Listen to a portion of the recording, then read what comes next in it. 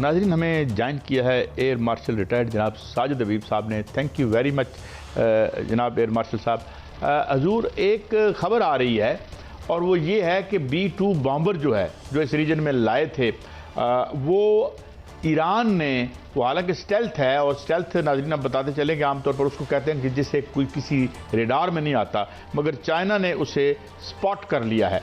ये कितने अगर अभी तो ये बहुत ज़ाहिर है कोई इसको ऑन तो नहीं करता खबरों को, मगर हमें मिली है कहीं से खबर, ये अगर ये दुरुस्त है जो कितनी बड़ी खबर है, और क्या अगर इट हैज़ बिन स्पॉटेड तो ईरान के लिए कितना मुश्किल या आसान होगा इसे हिट करना, इफ़ एट ऑल ये उड़ता है तो। जनाब एयर मार्शल साहब। बहुत शुक्रिया जनाब। हम कुछ दिन पहले हम एक प्रोग्राम में डिस्कस कर रहे थे, तो मैंने गुजारिश की थी कि चीन ने जो लेटेस्ट एक 3D रेडार इस वॉर से पहले दिया है ईरान को, वो 3D रेडार जो है उसकी कैपेबिलिटी ये है कि वो स्टेल्थ एयरक्राफ्ट को पिक कर लेता है। तो उसमें F-35 हो या ये B-2 हो, ये इनको पिक कर लेगा। यही कैपेबिलिटी है उस 3D रेडार की, और उसकी 500 किलोमीटर से ज्यादा उसकी रेंज है। यानी कि 500 किलोमीटर के अंदर अगर कोई भी बमबार ऐसा जिसको स्टेल्थ कहा जाता है, ये उसको डिटेक्ट कर लेता है। तो ये बिल्कुल मुमकिन नहीं है, बल्कि ये आई एम श्योर ये यकीनन हुआ होगा। और उसके बाद जब आपको टारगेट नजर आ जाता है तो फिर उसको एंगेज करना निस्बतन आसान हो जाता है। सबसे पहली चीज होती है डिटेक्ट करना। फिर उसके बाद अगर डेफिनेटली इनके पास सर्फेस टू एयर मिसाइल हैं जो कि इतनी रेंज में कि जहां से उसने बॉम्बिंग करनी है जितने डिस्टेंस से, वहां से उसको हिट कर सकता है। जी मियां साहब। जी एयर मार्शल साहब, मैं आपके सामने एक मुआजना रखता हूं, क्योंकि 18 दिन की जंग जो है वो आज हो चुकी है, 18 दिन हो चुके हैं।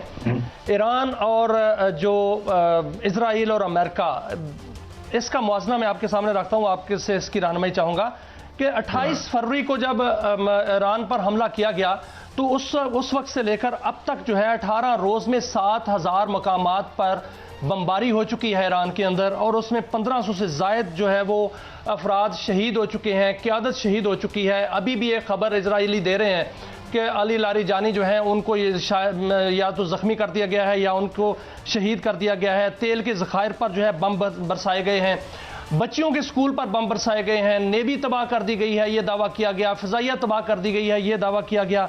लेकिन ईरान की सड़कों पर जो है वो लोग निकले हुए हैं और वहां पर फौज में भर्ती होने के लिए लंबी लाइनें लगी हुई हैं। ये वहां पर एक तरफ जो है वो हाल है, लेकिन दूसरी तरफ जो है ईरान के जवाबी जो हमले हैं वो सतावनवीं लहर जो है वो आज हुई है, जो वादा सादिक है उसके तहत। और ईरानी फोर्सेज ने मशरिक वस्ता में 18 मुकामात पर radar system, THAAD system, Iron Dome, arrow system, सारे सिस्टम जो है वो तबाह कर दिए। और इसके अलावा Qatar, Bahrain, UAE, Saudi Arab और दीगर ममालिक में जहां जहां उनके अड्डे हैं, दुबई में, वहां पर जो है वो हमले किए। फौजी तनसीबात जो है वो वहां पर हमले किए।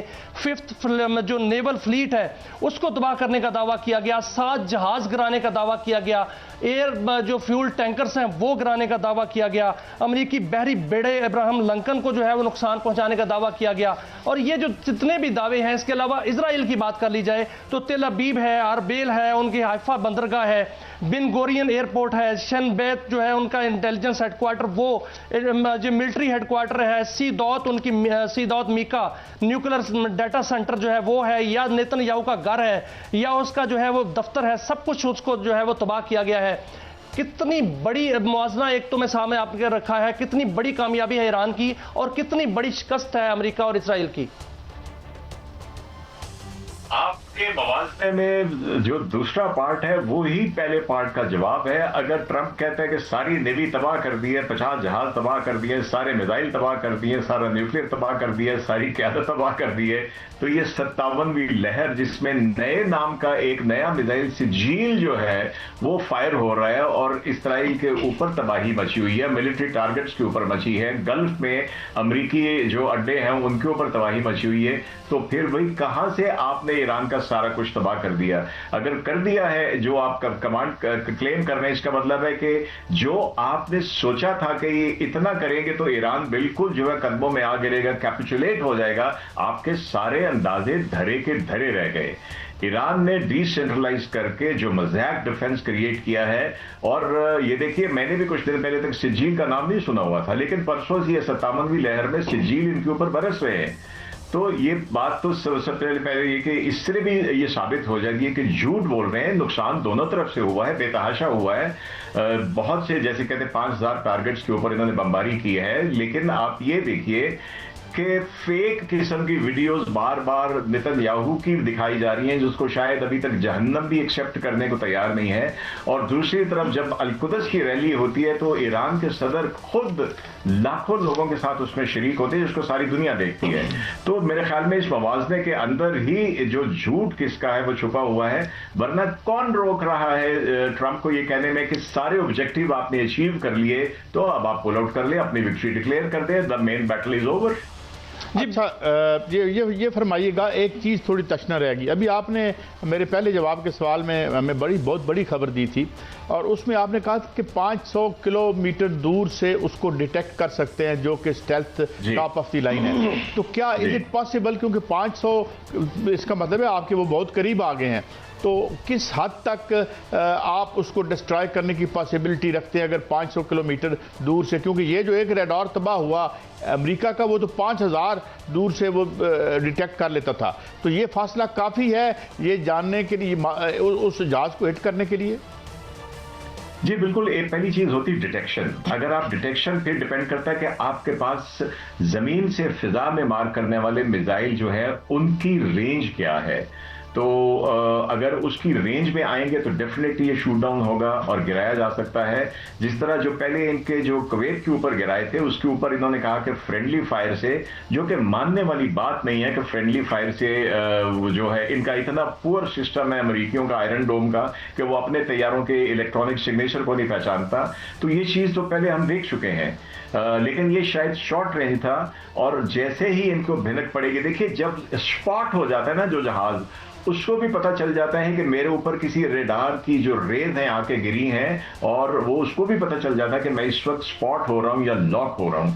तो मेरे ख्याल में ये इन इटसेल्फ ही एक डेटरेंस है कि जब उसको स्पॉट हो जाए, पता चल जाए कि मुझे देखा जा रहा है, देखा जा चुका है, तो फिर ये भी एक कामयाबी होती है डिफेंस करने वाले की कि इसको यहां से आगे बढ़ने से रोक दे। दूसरी बात कि अगर मिसाइल है तो फिर हिट करने की कैपेबिलिटी बिल्कुल इसमें मौजूद है, क्योंकि बम्बर इतना मैनूवरेबल नहीं होता।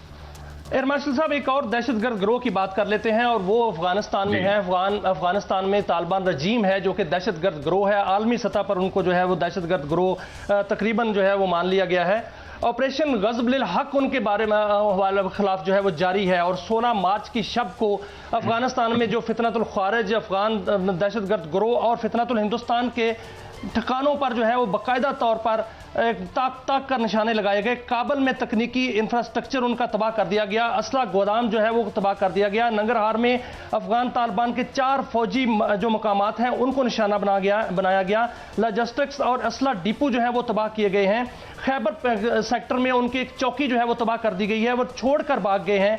अब हालत सूरत हाल ये है कि इतनी बड़ी जो तबाही के बावजूद वो फितनतुल खारिज की सहूलतकारी से दस्तबरदार नहीं हो पा रहे, और उस पर जो है वो अपना खमियाजा भुगत रहे हैं और बार बार निशाना बन रहे हैं।